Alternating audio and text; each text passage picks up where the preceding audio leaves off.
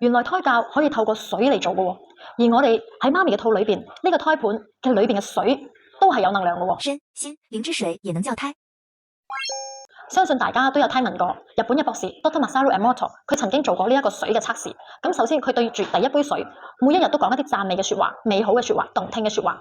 給予呢一個水正能量。之後佢再採取呢一個水嘅樣本去做化驗，發覺呢一個水嘅結晶係變成非常之漂亮嘅圖案，而呢一個結晶咧，佢啲圖案咧就好似呢一個漂亮嘅水晶花一樣，真係非常之靚、非常之透徹。反之 Doctor 對於第二杯水，佢就每一日都講一啲唔好嘅説話、惡意嘅説話、鬧佢嘅説話。之後同樣地，隔咗好多日之後，佢再攞呢一個水嘅樣本去做測試嘅時候，發覺到呢一個水嘅結晶係非常之醜陋，醜陋到係好肉酸嘅樣，或者係好恐怖嘅樣。如此可見，水都可以吸收能量，同時水亦都可以提供能量。同時，其實我哋嘅生命就好似水一樣。而我最近透過一個個案嘅案例，我先至領悟到，原來咧我哋第一次接觸呢一個世界，就係第一處居住嘅地方，就喺我哋嘅媽咪嘅肚裏邊啊嘛。而我哋喺我哋媽咪嘅肚裏邊呢一個胎盤，當時我哋居住嘅呢個環境就係被水包圍住噶。而我透過呢一個個案嘅案例咧，我先至發現咧。呢一個胎盤裏邊嘅水咧，其實都係一樣，係可以吸收到能量。而呢一個水嘅能量係來自邊度咧？就係來自媽咪，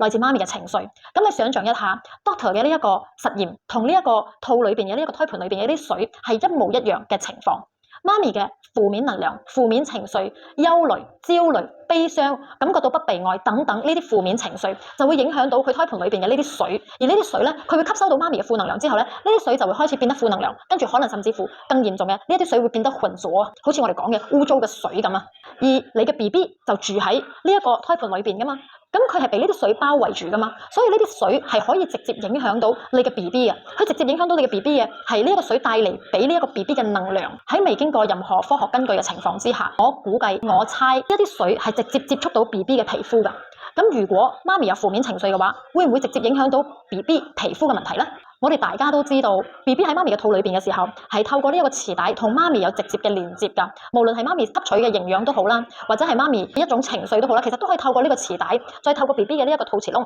去吸收㗎嘛。所以媽咪喺懷孕時期嘅呢一個記憶，亦都會係 BB 喺母胎時候嘅記憶。但係大家可能都冇諗到呢一個胎盤嘅呢一個水，呢啲水其實正正都會吸收能量。而你想象翻 Doctor 嘅呢一個水嘅實驗，究竟你想俾你嘅 BB 住喺一個佢結晶得好醜樣嘅水嘅環境之下，定係你想俾你嘅 BB 住喺一個非常之透徹、充滿正能量、好乾淨嘅水嘅環境呢？而大家可能絕對唔會諗到呢一個水其實會正正影響到 BB 嘅一生人，因為咧呢一個水嘅能量咧就俾呢個 BB 吸收咗啊嘛。BB 係住喺媽咪嘅肚裏邊10個月噶嘛，咁佢吸收咗呢啲能量之後，如果呢啲能量係負面嘅能量，而呢個 BB 出世之後，佢亦都冇遇到一啲適當嘅管道去釋放呢啲負能量，咁樣佢嘅身體裏邊係咪充滿呢一啲負能量嘅記憶呢？